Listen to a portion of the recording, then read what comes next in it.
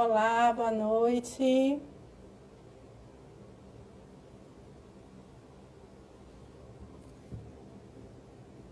Vamos ver, já tem gente chegando. Boa noite, sejam bem-vindos.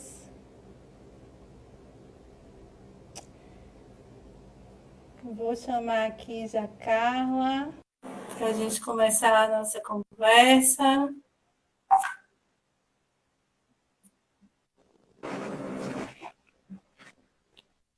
Olá, Carla. Boa noite, Adele. Boa noite, gente. Desculpem o atraso. A gente teve aqui um probleminha técnico, o pessoal entrando. Sejam todos bem-vindos à nossa live.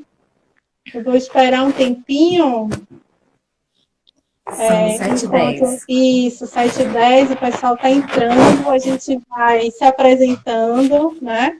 Para quem não me conhece, eu sou Adele Rosa, sou terapeuta ocupacional, componho a Câmara Técnica de Terapia Ocupacional do CREFITO 7, né, em saúde mental. É uma câmara que, além de mim, nós temos Itatiane Nascimento, Karina Vasques e Patrícia Oliveira, né? E nós pensamos em fazer, essa é a nossa primeira live, né, da Câmara Técnica, e aí eu queria, antes de a gente passar para a Carla, para a gente se apresentar, Karina, eu queria, a gente está recebendo hoje Carla Beckman, né, que é terapeuta ocupacional, ela vai se apresentar já já, mas antes da gente começar, eu queria já agradecer, né, a gestão do CREFITO 7, na pessoa do presidente Gustavo Vieira, né, e a vice-presidente Sueli Barreto, né, Gustavo, que é fisioterapeuta, e Sueli, que é terapeuta ocupacional. Né. Quero agradecer também ao apoio primoroso, né, da equipe de assessoria do CREFITO 7, Adriana Cerqueira e Elis Pereira, né, que nos deram todo o suporte para a gente poder construir a nossa live. Estou vendo o pessoal entrando aqui, as colegas da Câmara Técnica de Terapia Ocupacional e Saúde Mental chegando, o pessoal chegando também. E aí eu queria falar um pouquinho da escolha desse tema, né? Cuidando da saúde mental com práticas integrativas e complementares. A gente escolheu esse tema e fizemos o convite à Carla, vocês vão entender por que a gente escolheu Carla para estar aqui falando com a gente já já, por conta, todo o nosso corpo da Câmara Técnica, ele é formado, como eu disse, por terapeutas ocupacionais e tem uma experiência tanto da assistência quanto da gestão pública em saúde, e aí nós pensamos que seria interessante a gente fazer a nossa primeira live com um tema que tivesse uma relevância, tanto técnica, né, não só para terapeutas ocupacionais e fisioterapeutas, nem só para o público de trabalhadores da saúde, profissionais da saúde,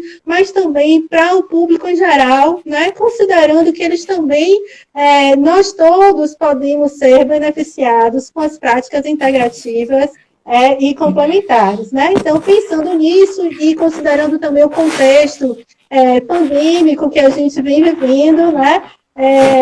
Com certeza. Essa abordagem terapêutica, ela traz muitos benefícios, que é o que a gente vai conversar hoje com Carla, e aí eu vou passar agora a palavra para que Carla possa se apresentar. Carlinha, diga aí. Boa noite. Então, eu sou Carla Beckman, terapeuta ocupacional, como a Adele colocou. Eu digo que eu sou extremamente aprendiz no campo das práticas integrativas.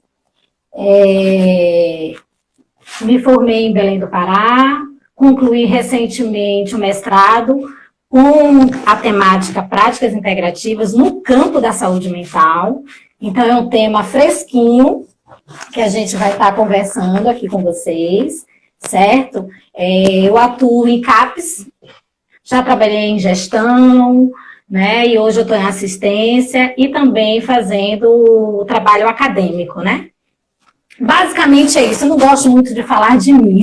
Eu gosto de falar do que nós vamos nos propomos aqui, né? Que é falar desse tema que eu digo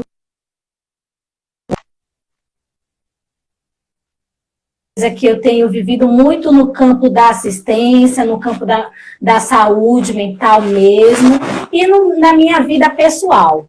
Então, falar de práticas, para mim está sendo maravilhosa, gratidão pelo convite, né? E também é importante falar que eu, juntamente com Denise Cabral, que é uma terapeuta ocupacional, junto com Roseni Ferreira e Francisco Xavier, nós compomos a Câmara Técnica de Práticas Integrativas e Complementares do CREFIT 7. Então, com a portaria 175 de 2018, foi criado essa Câmara Técnica e nós desenvolvemos um trabalho. Ano passado, nós tivemos o primeiro simpósio de práticas integrativas. Nos 50 anos em comemoração à regulamentação da terapia ocupacional e da FISE, nós criamos uma tenda de cuidados, então nós tivemos várias práticas integrativas oferecendo às pessoas que estavam participando do evento, e nós estamos trabalhando com o intuito de estar divulgando o trabalho do TO e do FISO, usando as práticas integrativas como um recurso. Maravilha. E é por isso que a gente escolheu você, por toda essa sua experiência, Obrigada. Toda essa sua competência técnica, e a gente agradece também a você por ter aceitado estar aqui conosco. E aí, já para a gente ir entrando, né, nessa conversa, Carlinha, o que são as práticas integrativas e complementares, né, chamadas PIC?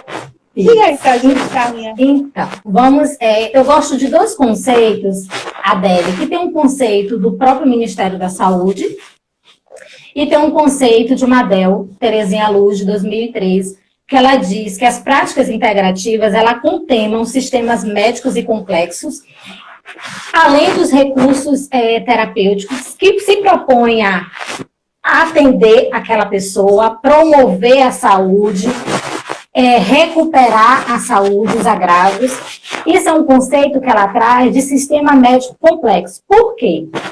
As PICs hoje, ela foi denominada esse nome aqui no Brasil. É importante a gente entender isso.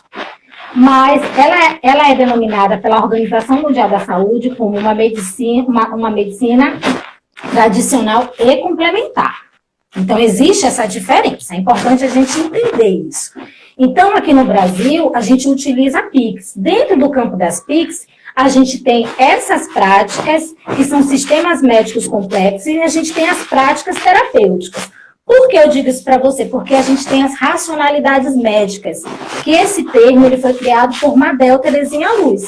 Então, as racionalidades médicas, que é a medicina tradicional chinesa, que é a Ayurveda, são medicinas que elas têm um diagnóstico, uma forma de tratamento, uma terapêutica própria. Então, quando a gente vai atender no campo da medicina tradicional chinesa, a gente segue uma linha de tratamento que é diferente da medicina tradicional, da medicina convencional. Por isso que elas são chamadas racionalidades médicas, né? E o que é interessante a gente entender no campo das práticas integrativas é que as práticas integrativas, elas promovem um vínculo terapêutico, um desenvolvimento desse vínculo com aquele profissional. Além dela favorecer a inserção desse sujeito na sociedade. E além de ela ser práticas eficazes e seguras. Carla, pensando nisso que você está nos trazendo, fazendo essa introdução agora, as bases das práticas integrativas também são de bases de sistemas de cuidado milenares, né, ancestrais, né, tanto da medicina ayurveda, da medicina tradicional chinesa. Estou ouvindo barulho, eu acho que é o seu microfone. Deve ser aqui. Isso. E além também do próprio conhecimento popular, não é isso, Carla? Sim, sim. Então, o que acontece? A nível de Brasil, né, a gente tem que usar nosso país, nós temos essas medicinas, a medicina ayurveda, a homeopatia, a medicina tradicional chinesa, mas a gente tem as práticas integrativas, as práticas terapêuticas, como a aromaterapia, a Shantala, a apiterapia, a ozonioterapia, a meditação, que são outras práticas que no total nós temos hoje no Ministério da Saúde 29 PICs. Que elas foram apresentadas ao longo dos anos, né? Em cada ano, em 2006 eram 5 práticas, depois em 2017 foram nomeadas outras práticas, em 2018 também. Mas eu falo depois para você, mais para frente, essa questão das normativas, que eu acho interessante a gente trazer, quais foram as portarias para que toda pessoa que tiver interesse em conhecer quais são as práticas integrativas que tem no SUS, né? Importante a gente esclarecer que essas práticas estão no SUS, a gente tem na rede, em Salvador, essas práticas, na atenção básica, nos CAPs, tá certo? E essas práticas, Carla, de cuidado, né? Quem é que pode estar oferecendo, né? Quem é que pode estar fazendo? Como é que isso vem sendo colocado ao longo do tempo? Eu digo isso porque, assim, o que a gente tem visto muito por conta dessa base, como eu tinha falado antes, ancestral, cultural, né? E da própria mentalidade oriental, desses sistemas médicos que também embasam as práticas, né, integrativas e complementares, o uso muito para o autocuidado, né, para o cuidado familiar, né, além, claro, da população geral como oferta mesmo de serviço, né, mas a gente vê que a base parte muito do autocuidado, desse cuidado familiar, comunitário, não é isso, Carla? Isso. Então, assim, vamos lá. O Ministério da Saúde, ele coloca que as práticas integrativas devem ser realizadas por um profissional da área de saúde. É o que está sendo dito, certo? Então, o profissional da área de saúde, ele precisa ter uma formação. Eu não posso simplesmente fazer um curso básico e ir para o SUS atender. Eu preciso ter uma formação, e eu preciso ter uma autorização do meu conselho. Então, por exemplo, nós, do CREFITO 7, né, o nosso conselho, ele nos permite utilizar as práticas integrativas como um recurso. Existe uma portaria, que é a portaria, deixa eu só lembrar o número da portaria, 491 de 2017, porque são muitos números. Então, ela nos garante a utilização dessas práticas. Mas, além disso, eu preciso ter essa formação, eu preciso ter um certificado. Esse certificado, ele precisa ser emitido por uma instituição de nível superior.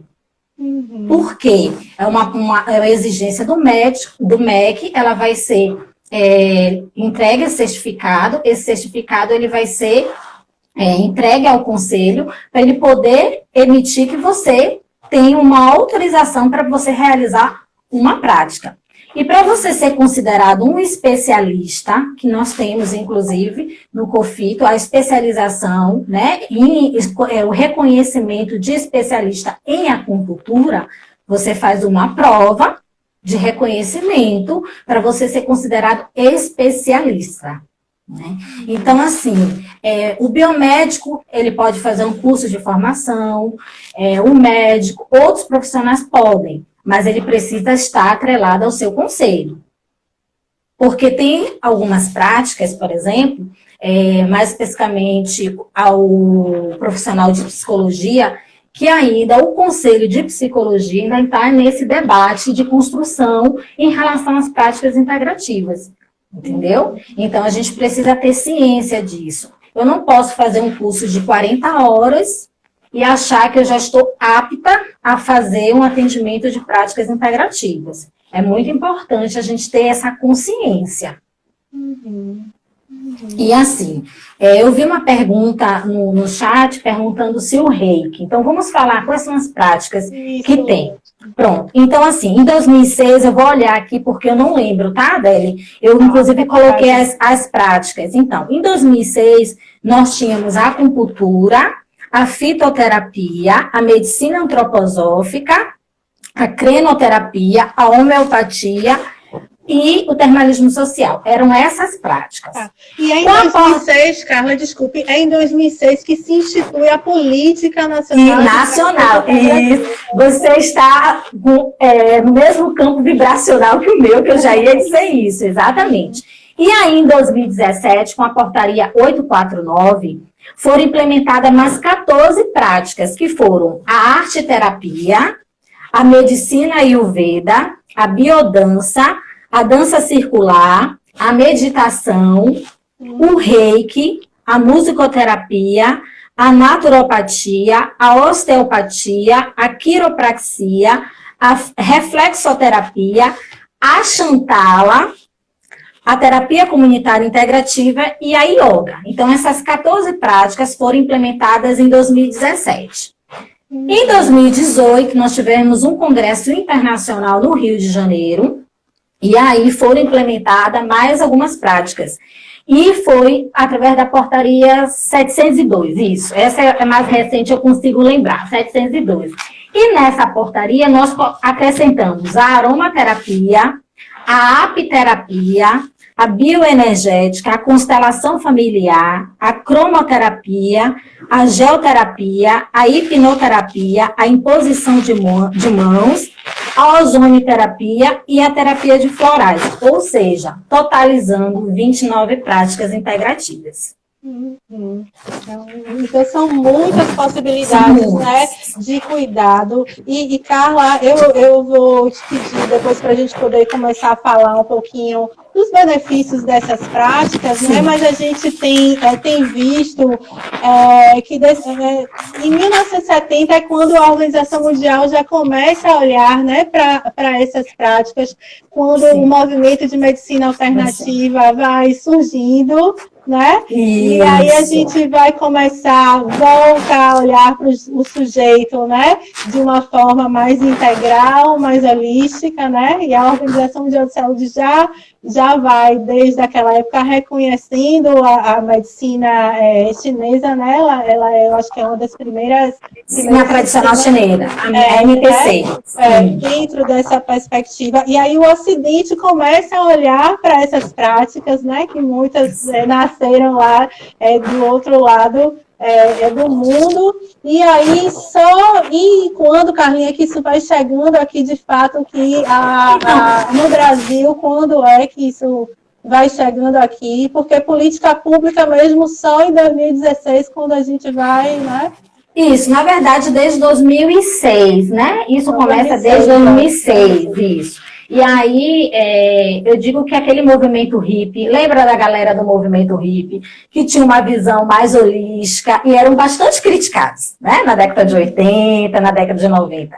E aqui no Brasil, especificamente, não era visto esse movimento, né? Era um movimento que era excluído. Né? Era um movimento que a galera doida, que não quer saber de nada, mas eles estavam muito ligados com o processo da natureza, a relação com o outro, né? Então, em 2006 mesmo, quando a Organização Mundial de Saúde começa a dizer que são práticas de cuidado e que têm realmente benefícios, que promovem benefícios, né? Porque o que acontece com as práticas integrativas? Ela tem uma visão do processo de saúde e doença diferente da medicina tradicional. É diferente. Eu não quero saber apenas da doença daquele sujeito. Eu preciso compreender aquele sujeito dentro das suas dimensões biopsicossocial, espiritual, social. Então, eu preciso entender ele dentro de um contexto. Eu não posso simplesmente chegar para o meu paciente assim, o que você está sentindo? Ah, eu estou sem dormir. Por que esse sem dormir? O que está acontecendo? Né? Que aspectos estão favorecendo essa insônia?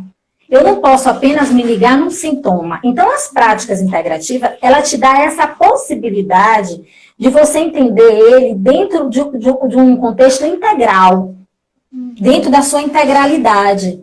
E isso tem proporcionado para a gente hoje o quê?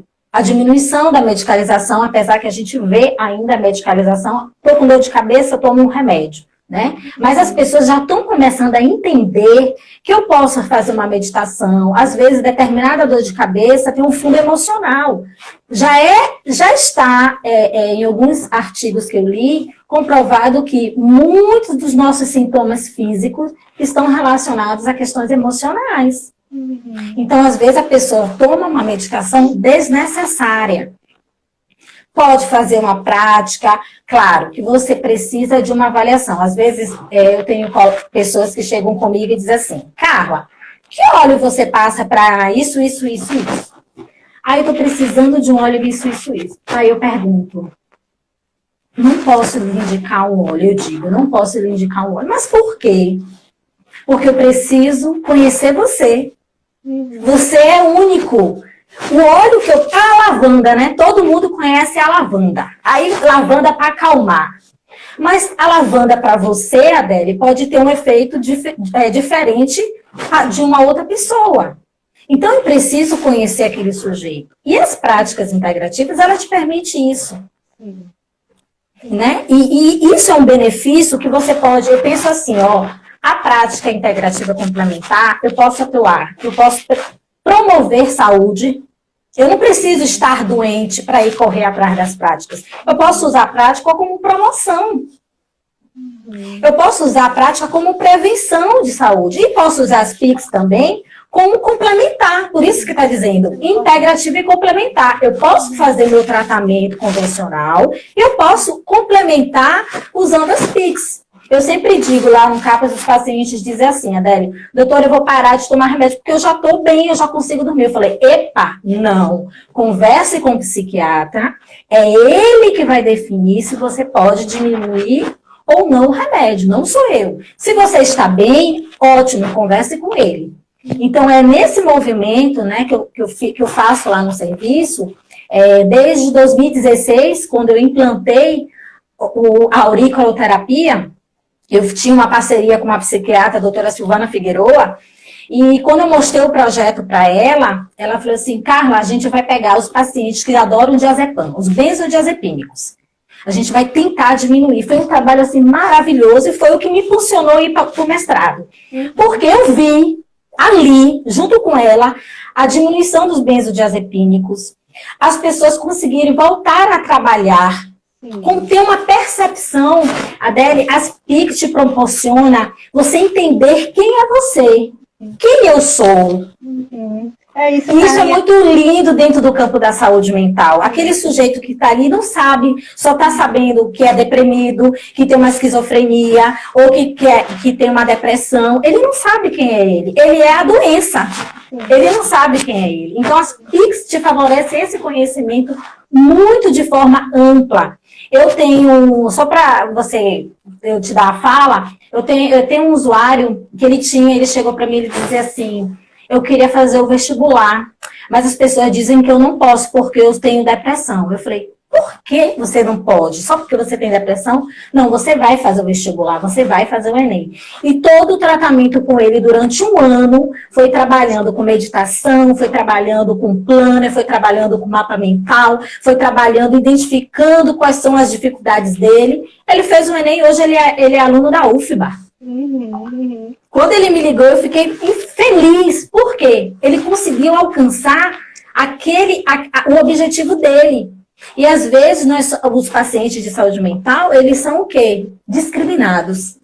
Né? Então, eu trago muito a questão da saúde mental, porque é o que a gente vivencia. E hoje, nesse período de pandemia, nós estamos estressados, nós estamos insones, nós estamos com medo, né? Nós não sabemos o que vai acontecer amanhã. E nós precisamos cuidar da nossa saúde mental. Isso, Carla, nesse sentido que você está falando, né, a gente sabe também o quanto de pesquisas científicas vem tratando, inclusive, das experiências, né, estudando os benefícios, os efeitos das práticas integrativas e complementares para a nossa saúde. E eu queria que você pudesse falar um pouquinho mais, tanto para a nossa saúde geral, e pudesse depois ir aprofundando um pouco sobre os benefícios para a saúde mental. Então, hoje tem a BVS, né? Nós temos agora não é uma plataforma, eu acho que é uma base, me perdoe, uma base de dados, Sim. né? De MTCI, é só o pessoal colocar BVS/MTCI, que é onde tem as produções internacionais. Tem rede Pix, né, Carla? Tem a rede Pix, tem o observatório. E agora vamos ter um congresso internacional. Me desculpe, mas eu não lembro a data, mas é um congresso online. Ele já está acontecendo. Começou 7 de julho. Isso. Até dia 16, as inscrições estão abertas também ainda. Não é só o pessoal colocar lá Congresso Internacional de Práticas Integrativas que vai encontrar. Participar. Então, você já vê gratuito, né, Carla? Gratuito. Né? E nós tivemos recentemente, do dia 1º ao dia 7 também, o CONAROMA, que foi um congresso internacional, um congresso nacional sobre aromaterapia, com vários pesquisadores, com várias pessoas trazendo, inclusive, pesquisa de doutorado, usando os óleos essenciais. Então, assim, nós estamos observando que o mundo está mudando, né? As pessoas estão buscando realmente evidenciar essas práticas. Eu posso dizer da minha pesquisa, que eu fiz desde 2016 usando aurículo, e até hoje eu utilizo essa prática, a auriculoterapia, utilizo a aromaterapia e outras práticas, e eu observo que o benefício, ele é amplo, gente, ele é amplo. Às vezes, o simples fato de você não conseguir executar, levar para ir ao trabalho, e quando você tem essa percepção que você precisa trabalhar essa negatividade dentro de você, e você consegue ir, isso não tem remédio. Não tem remédio, né? Então, nós temos que entender que as PICs, elas têm uma transversalidade, tanto no campo da saúde mental, tanto no campo da pediatria, porque a gente pode atuar com a Xantala, a gente pode fazer Xantala com o bebê, eu posso trabalhar uma massagem com o meu paciente no consultório, né? Eu posso trabalhar com idoso, eu posso trabalhar com qualquer público, e eu vou trazer benefícios para aquele público. Agora, cada benefício vai depender qual é a necessidade do outro. A gente sabe que ela tem um benefício geral, que é o quê? Proporcionar um bem-estar, um equilíbrio, né? Para a população, para a pessoa. Então, assim, no campo da saúde mental, especificamente, nesse momento que nós estamos vivendo de pandemia, o estresse, nós estamos estressados, todos nós. Por que não eu fazer uma meditação guiada? Por que eu não consegui me sentar, me conectar com o meu eu superior? Porque nós vivemos num mundo correndo, a gente não sabe, a gente não consegue silenciar. Eu li uma frase uma vez, dizendo que a primeira língua do mundo é o silêncio. A gente não silencia, a gente está o tempo todo correndo, nós estamos o tempo todo, nós não nos conhecemos enquanto pessoa. Então é preciso a gente, as PICs te proporcionam isso, quem eu ser, quem eu sou, e a partir disso buscar quais são os meus medos, quais são as minhas sombras, porque todos nós temos as nossas sombras, as nossas dificuldades. Eu aqui em casa, com uma filha de 5 anos, uma criança que está presa há quase 4 meses, ela todos os dias tem um horário da meditação. Ela senta, ela ouve, e isso no início foi difícil, porque você colocar uma criança de 5 anos para meditar é impossível. Mas quando você começa a fazer todos os dias, criando aquilo uma rotina, você consegue. Hoje ela já fica 13 minutos com os olhos fechados, respirando. Isso é uma evolução. Nós já temos aqui em Salvador, Adele, escolas que utilizam a meditação no currículo pedagógico. Então, perceba que o movimento está mudando. Nós precisamos nos cuidar. Né? Então, eu trago muito essa visão de nós pensarmos nessas crianças, que são as crianças do corona, né? Nós nunca imaginávamos passar por isso, e essas crianças estão presas, estão estressadas, né? Uma amiga minha médica me ligou e disse assim, eu vou encaminhar um paciente para você porque a criança já está no nível de estresse, a mãe já não sabe mais o que fazer. Uhum. Então, essa mãe precisa se cuidar e o filho também. Uhum, uhum. E a gente tem visto, Carla, quanto que os próprios médicos têm indicado também esse tipo de terapêutica, não é, Carla? Tem. Eu digo que eu sou agraciada por Deus, porque no local que eu trabalho, e nos locais que eu trabalhei, eu sempre mostrei o que eu gosto, o que eu faço. Olha, eu faço isso por conta disso e os benefícios são esses. E eu nunca tive resistência de médico dizer assim, não vai. Pelo contrário, hoje os médicos já mandam, né, para você buscar a fibromialgia mesmo. Eu recebi uma paciente que o médico disse assim, se você puder fazer acupuntura auriculoterapia. Aí ela respondeu, lá onde eu faço tratamento, eu faço. Aí ele, que bom, continue. Então você percebe que os médicos já estão aceitando. É uma mudança global, tá, Adélia? É uma mudança, mas assim, ainda existe resistência, a gente sabe que é um movimento que ainda existe resistência, a gente precisa se apropriar, nós precisamos estudar, nós precisamos realizar pesquisa científica, né, para produzir conhecimento, isso é importante, para poder que realmente a gente mostre que tem evidência científica. Uhum. Eu tenho visto, inclusive, pesquisas que vêm tratando tanto da aromoterapia, né, a própria acupuntura, o reiki, né, a USP, ela tem, inclusive, uma linha de estudo, uma linha de pesquisa que tem estudado sobre as práticas com imposição energética, né, de mãos.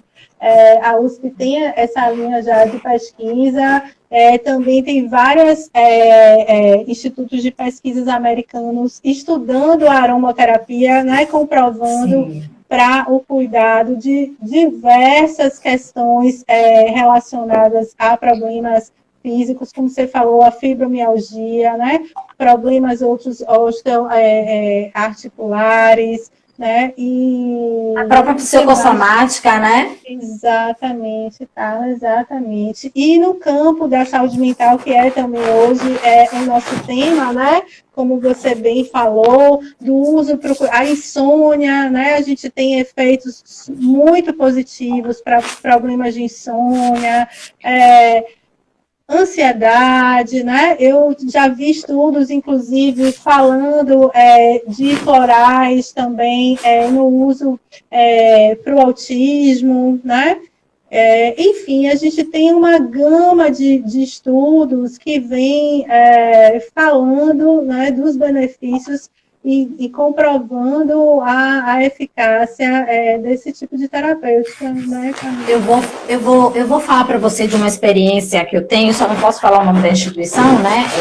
Mas assim, eu comecei a fazer um trabalho com crianças que têm o diagnóstico de autismo, né?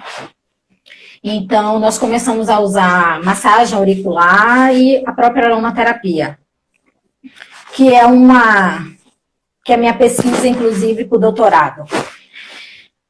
E nós estamos tendo, assim, benefícios que eu fico assim, nem eu, às vezes, eu paro e olho e falei, realmente isso aconteceu? Né? Porque, assim, com uma massagem auricular, porque nós sabemos que na orelha nós temos pontos, né, terminações nervosas, e como uma massagem pode trazer uma tranquilidade para uma criança. É claro que eu estou falando aqui, gente, mas assim, é importante que tudo isso tenha uma avaliação, né? Nada é feito por um acaso. Existe uma indicação, tem crianças que têm uma defensividade tátil, né? Questão do autismo, então ele vai rejeitar o toque, mas tudo para que a gente chegue numa indicação terapêutica, existe um processo de avaliação. Então, assim, é importante deixar claro isso. E aí me chegou uma pergunta aqui, Carla, que eu acho que a gente já pode até colocar. Quais os critérios, né? A pessoa colocou aqui no CAPS, por exemplo, quais os critérios para indicação das PICs? Qualquer usuário, por exemplo, se beneficiaria? Né? Então, vou falar como se fosse antes da pandemia, porque agora tá bem diferente, né? Então, assim, no CAPS, o usuário, ele chega. Se ele é acolhido por mim, e ele tem um perfil de ser matriculado no serviço, e eu identifico que ele se beneficiaria com essa prática, no PTS dele já é colocado. O que é PTS, Carlinha? No plano terapêutico singular, tá?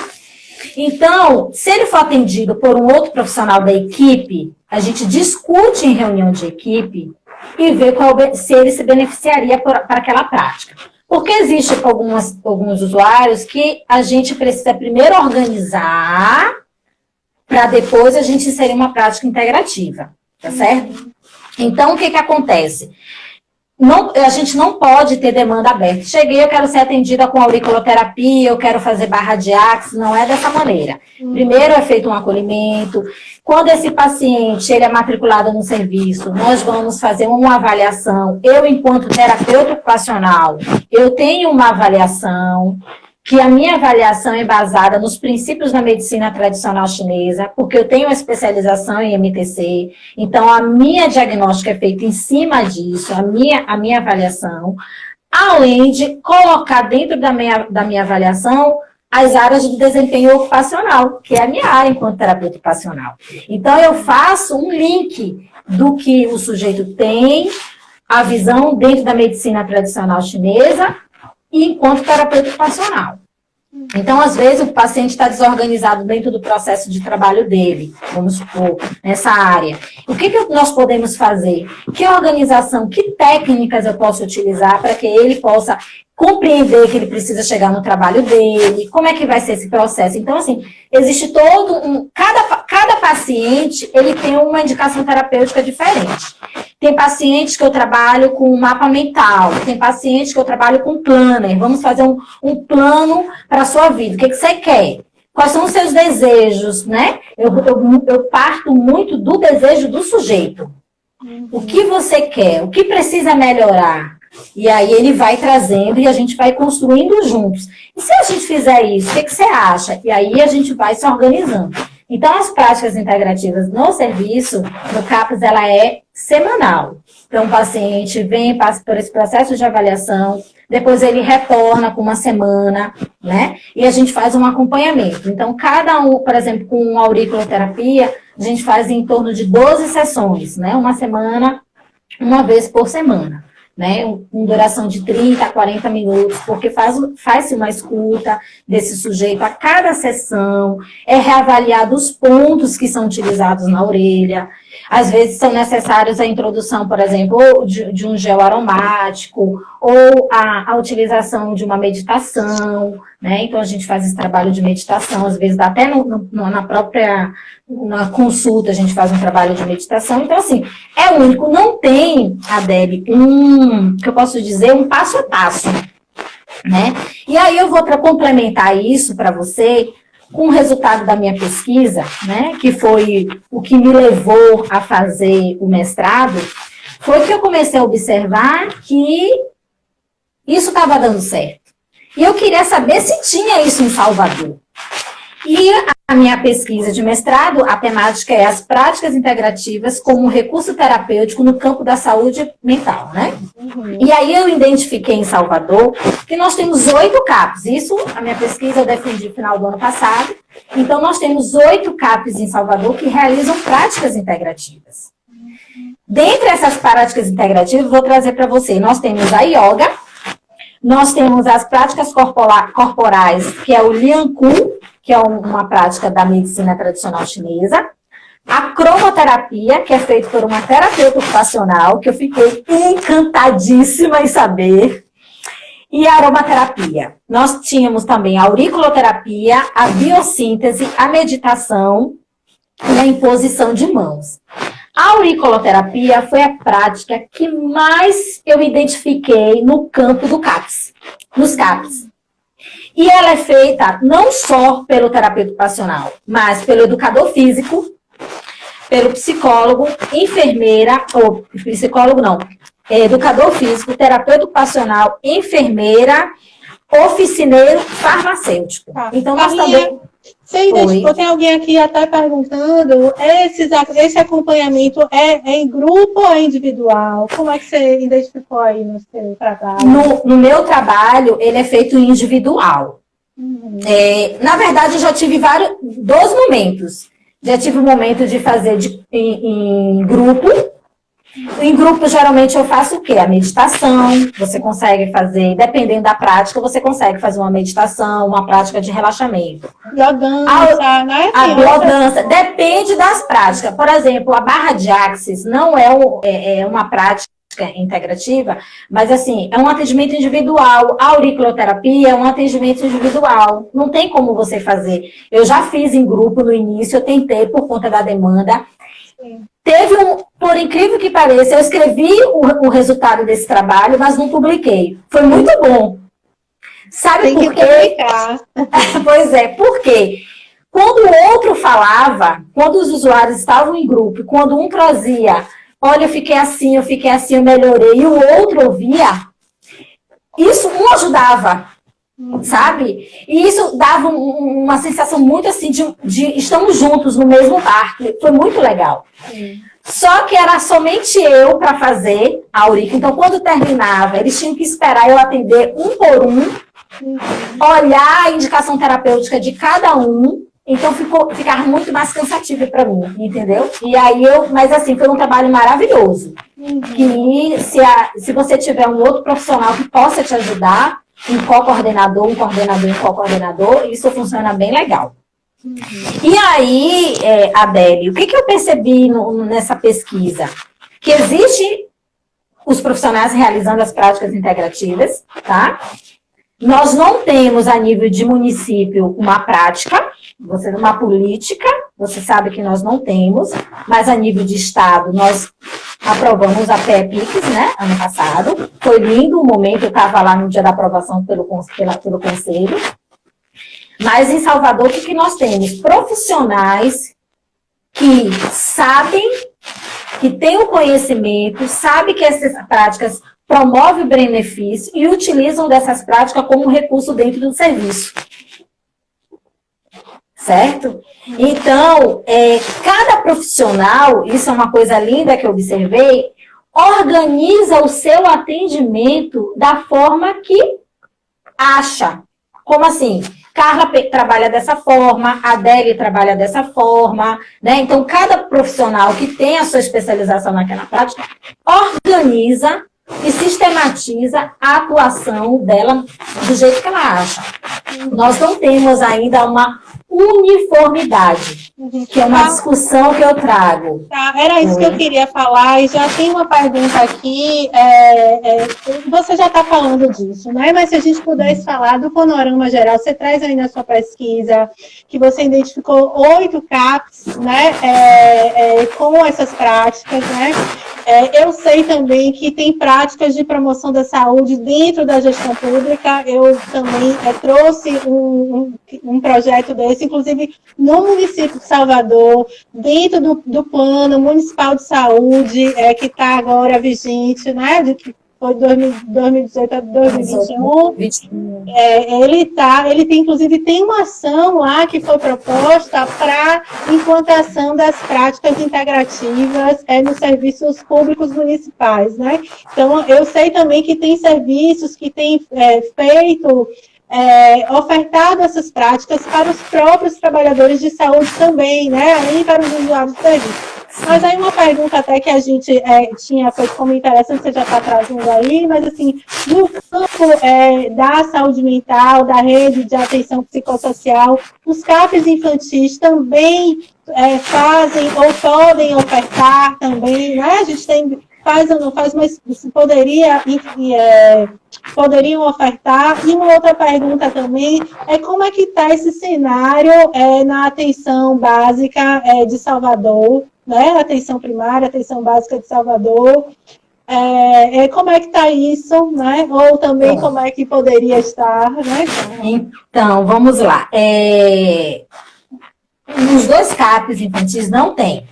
Eles não entraram na pesquisa porque eles não realizam práticas integrativas. Aí você poderia me perguntar assim, Carlos, eles poderiam utilizar? sim, eu acho que tem práticas que poderiam utilizar, né? Aí você pode dizer assim, por que não usa? Eu não sei, porque assim, como eu te falei, vai muito de cada profissional. Então, assim, se eu tenho um profissional que tem uma especialização em uma determinada PIC, e esse profissional quer utilizar, tudo bem. Nessa minha pesquisa, teve profissionais que têm a certificação, têm um certificado, mas não quer realizar PICs dentro do serviço. Entende? Então, nós temos essa questão. Como é que está a questão da atenção básica? Eu vou falar especificamente pelo meu território, que é o território de Pau da Lima, tá? Que é o território que eu atuo, e o território Cabula Beiru, que é um território próximo, vizinho. Então, num período da minha pesquisa, eu consegui entrar em contato com profissionais da atenção básica que realizam yoga, que realizam reiki na atenção básica. Tá? Inclusive, nós temos um grupo de WhatsApp de PICs em Salvador. E nesse grupo, foi assim, fulano trabalha com isso, vamos colocar. E a gente foi juntando essa galera interessada nessa temática, e hoje a gente tem esse grupo que são de profissionais que atuam com PICs. Né? Não sei se todos têm conhecimento, mas pelo menos a gente tem divulgado. No distrito de Pau da Lima, nós temos profissionais que realizam, na atenção básica, a auriculoterapia. Por quê? Né? Você poderia me dizer, Carla, por que a auriculoterapia? Porque a auriculoterapia é, inclusive, uma formação que é oferecida pela Universidade Federal de Santa Catarina para os profissionais da área da saúde. Inclusive, está com inscrições, Adélia, até 19 de julho. Quem tiver interesse, corra lá no site e faça sua inscrição. Eu, inclusive, já fiz esse curso, é muito bom. Fui, acho que, da primeira turma, essa é a terceira edição, se eu não estou enganada. Então, é uma prática barata, porque você não precisa de muitos materiais, né? Uma prática que tem materiais baratos e eficazes. Certo? Então, você vai utilizar uma semente de mostarda, de couve, um espaladrapo, um álcool, uma pinça e um algodão, basicamente, né? Então, você vê que é uma prática que a gente consegue realizar na atenção. Hoje, o cenário em relação à questão municipal, o que eu posso te dizer? Em Salvador, lá dentro da secretaria, eu não sei se existe uma coordenação de práticas integrativas e complementares. Até no período que eu estava pesquisando, não tinha. Então, eu não sei se já tem essa dinâmica de estar se organizando para uma implantação da política, implementação da política. O que eu sei, o que eu tenho de conhecimento, Adélia, são profissionais que utilizam dessas práticas, que se organizam e se apoiam uns aos outros. E aí, como é que você está fazendo isso? Legal, vamos trocar. É nesse sentido. E também é importante a gente esclarecer que a Secretaria Municipal de Saúde, ela não tinha conhecimento, né, que esses profissionais realizam. Ela passou a ter conhecimento após a minha dissertação de mestrado, que eu apresentei, mostrando, essa galera aqui está fazendo isso. E aí?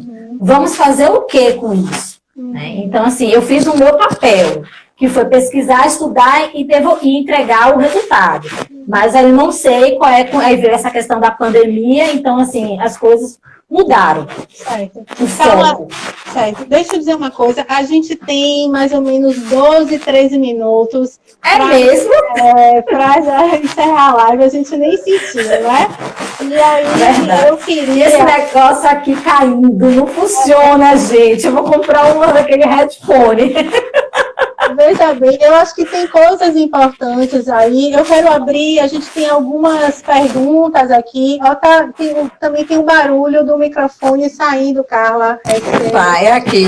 Tá. Isso. Veja bem, eu acho que assim, tem algo importante também para a gente dizer, pegando essa sua última fala aí, assim, a gente sabe, né, falamos aqui do uso da oferta das PICs, tanto no serviço privado, né, isso é possível fazer, a gente não falou tanto sobre isso, mas a gente sabe que isso fazer, e agora no final, estamos dizendo aqui, passou tão rápido, e agora no final a gente já trouxe mais para essa abordagem dentro do SUS, né, da oferta das PICs no SUS. Eu posso dar só uma informação também de utilidade pública?